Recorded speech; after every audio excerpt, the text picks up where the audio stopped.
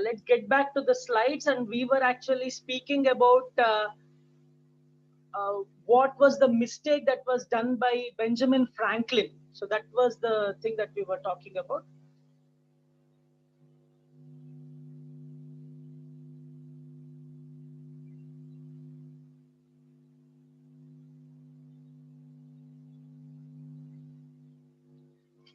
Okay, so we are back to our slide, and this is what happened with Benjamin Franklin's analysis. Whatever, because during Benjamin Franklin time, he did not know that electrons existed. He did not know that protons existed. He only knew that something called a fluid. He just called it a fluid. Actually, a fluid moved between particles when you rub them. So let's try it out. So we have. Sorry.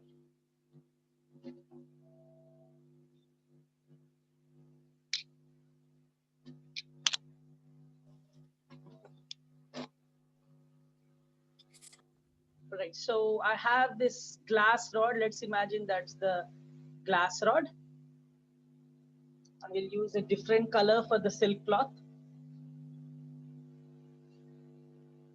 Some random shape for the silk cloth. Okay, when you rub both these, I mean, I'm talking about Benjamin Franklin's analysis, guys. So what Benjamin Franklin thought was, when you rub a silk cloth with a glass rod, some sort of a fluid starts to move, or some sort of fluid moves from the glass rod towards the silk cloth. That is what he thought, actually. So let's say this is the fluid that's moving. He thought some invisible fluid, imaginary fluid, obviously, but he thought such fluid starts to move from here to there. And since this fluid is moving, it essentially is causing charging of the body. So both glass rod is charged and also the silk cloth is charged, because glass rod is kind of losing something and silk cloth is gaining something. Okay, I hope you got this point. So what Benjamin Franklin thought, once again I'm repeating this, when you rub a silk cloth with a glass rod, he thought some sort of a fluid, a imaginary fluid, is moving from the glass rod and towards the silk cloth. Okay, so he thought, I mean, since there is no concept of negative or positive, he decided that this particular fluid has a charge of positive. So positively charged fluid is moving. That's what he decided, or he thought about it, because there's no opposition to that thought. No one came up with such an idea. So end of all this, what is the conclusion? You're seeing some sort of an electric current here, and electric current is actually in the direction of movement of positive charges. Okay, so Benjamin Franklin, with his assumption that some sort of positive charge is moving, is the culprit over here. And obviously he does not have the latest technologies or anything to understand this. But let's look at what's happening really. The next slide will help you understand the real scenario. And this is the real scenario. In fact, when you rub a silk cloth with a glass rod, it's not the positive charge that are moving. And in reality, some of the surface electrons of this silk cloth, the pink colored silk cloth, whatever you're seeing here, some of the surface charges, or the negative, the electrons on the surface of the silk cloth, they move towards the glass rod. Okay, this is what is actually happening. So in fact, the electric current is because of the movement of electrons, and it is supposed to be in the direction of electrons. So electric current was supposed to be defined like this. But since Benjamin Franklin did not know about electrons or how they move, when they move, and why they move, he made an assumption, and with that assumption, borne out the rule or the conventional electric current, which blindly tells us that electric current should always be in the direction of movement of positive charges. But in reality, the only things that are actually moving in a metal wire are the electrons. So these are the electrons that are actually moving, and that is what is called electron current. Okay, so you heard everything, you understood everything, the reason for these disparities and all that, because it's lack of technology and lack of opposition in one sense.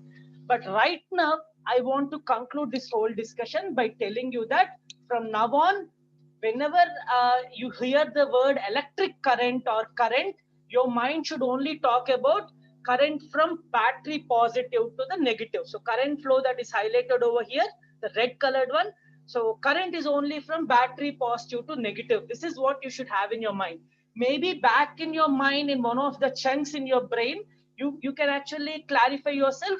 I know that electric current, we are defining it as from positive to negative, but it is due to the movement of electrons from negative to positive. You can imagine that way if you want. Okay, but make sure you don't get confused in your exams. All right.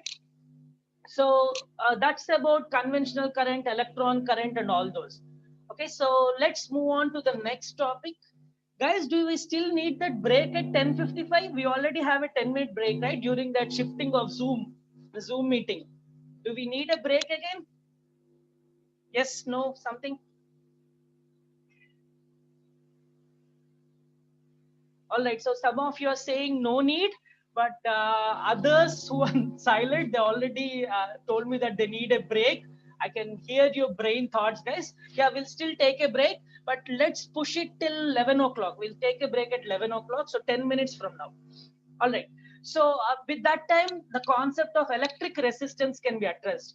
Your textbook has a different way, guys.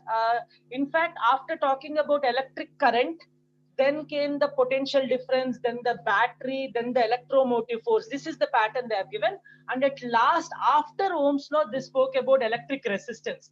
So I'm not going to go about the textbook way and talk. I mean, your textbook's electric resistance is more focused towards temperature, length of the wire, thickness of the wire, and the type of material and all that. So there are other parameters, but I want to talk about resistance in time. I mean, in sense of microscopic properties. So what is happening in a typical wire, I want to talk about. And before we move on, I want to remind you, whenever you hear the word resistance, in exams, you can define it in the textbook way, but in your mind, you have to think that why are the electrons slowing down?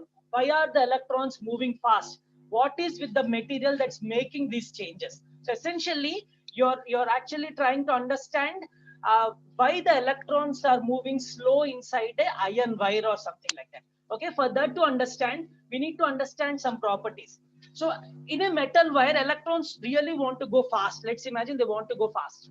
But there are a lot of things that are actually disturbing them. So let's try to understand those disturbances. One of the disturbances is this thermal displacements. We spoke about it yesterday. The vibrations of these positive ions, these lattice ions, whatever you're seeing, these are all ions like sodium ion, copper ion. All these are all vibrating because of the room temperature. Okay. When the room temperature increases, vibrations will increase. When vibrations are vigorous, electrons cannot move through them. Okay. So that's the, I mean, they can move, but it will be much more slow. So that's the thermal displacement, guys. Next concept is the number of free electrons. Okay. So number of free electrons means you might be wondering, each aluminum atom can give out 3 electrons, Al plus 3, aluminum plus 3. But copper gives out only 1 electron. Still, copper is a better conductor than aluminum. Any reasons? Can you make a guess? What I'm trying to say is, we might blindly accept that more electrons means more current, less resistance. I mean, more electrons means they can move fast or they can move together and all. But what happens is, there are other factors also. Aluminum can actually give out 3 electrons, Al plus 3, or even magnesium can give out 2 electrons. But copper can give only 1 electron to the society. But still, copper is a better conductor. Aluminum is after copper. So why is number of electrons not an issue over here? Why is copper being a better conductor than aluminum? Anyone want to try an answer? I hope the question is clear. We might be wondering, more electrons means more current. But what happened with copper is able to give out more current with a single electron, but aluminum is able to give less current even though it has 3 electrons. I got an answer from Hasini. Less electrons gives lesser collisions. Wonderful answer. That's one of the reasons. If you have more number of electrons, too much crowded, they start to fight with each other, right? Too many collisions, negative charges. So that's one of the reasons. Because of those additional collisions, overall tendency is to slow down. I got another answer which says that speed of copper is more than aluminum. So that's the question. By the way, that's the question I'm asking. Why is copper having more current, aluminum is having less current? Okay, but let me give you another answer. I mean, what Hasini gave is exactly correct, but that's only part of the story. The second reason why copper or silver are better than aluminum is because of their the valence electrons. Where are the valence electrons in aluminum? Try to recollect. Aluminum is a p shell, right? Is it 2p or 3p, guys? Try to remember what is aluminum's atomic number.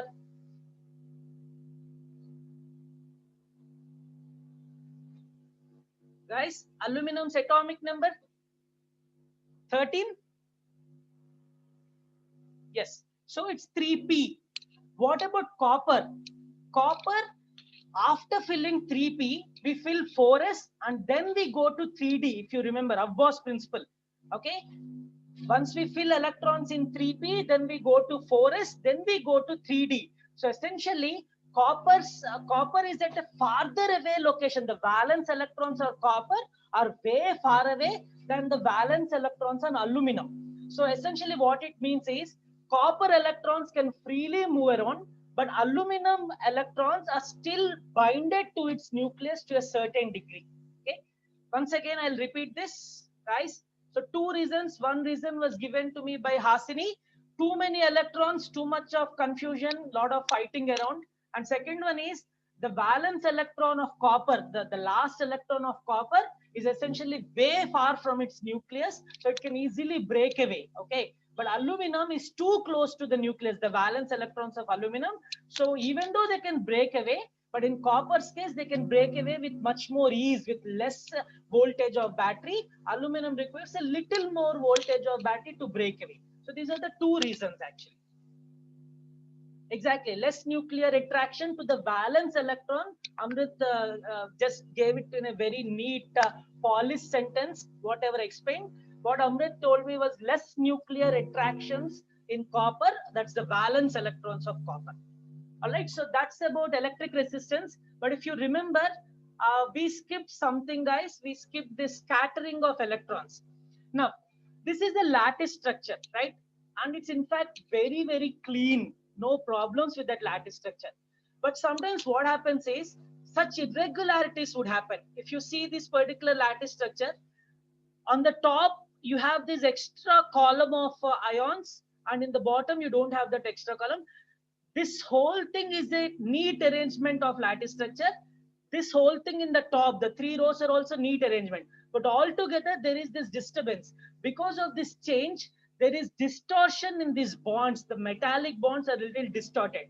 So electrons cannot freely move through these gaps if there's too much of distortion. So irregularities are also reason why sometimes electrons might slow down. Okay, even the bonding type, how the bonds are there. If you know that NaCl is a cubic crystal, right? I mean, there are types of crystalline. Some are called BCC, body-centered cubic crystals. Some are called face-centered. I mean, the structures of these unit cells are a little different. So those structures will also affect how fast an electron can move. And also atoms' closeness. Bigger atoms are closely bonded, smaller atoms are loosely bonded generally. I'm giving two general versions. So even the closeness of atoms also affect resistance.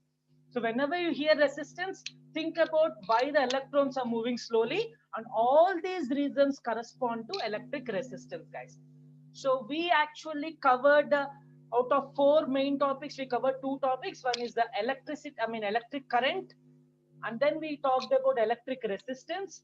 And after our break, we'll talk about potential difference, battery, what happens inside a battery, and also EMF. And based on the pace we are going, unfortunately, we will not be able to do Ohm's law today. We'll just complete this discussion the same way, slow pattern. And that battery is extremely important to understand the rest of the chapter. So we'll be spending a lot of time on battery. But hopefully we can conclude it today. the theory part, and from tomorrow onwards, we can only focus more on the experiments. Okay. Right, guys, let's go for a break on 11 o'clock, 11:05 or 11:10. Whoever wants 11:10, you need to put in your chat. No one is going to assume that. Shall we come back at 11:05 or 11:10, guys? No answers? Hasini, Hamsika, you guys, I can't take your word because you don't even want to have a break. You want to continue with the lecture. But I want the opinions of others. Even Amrit, he doesn't want break. He wants even 10 hours of lecture at a stretch. Yeah, I got one answer with 11:10. That's it. In such cases, democracy will never win. Okay. One person saying 11:10 will be off actually. Okay, let's meet at 11:10. Try to relax, walk around, speak to your mom, speak to your dad, come back. Bye, guys.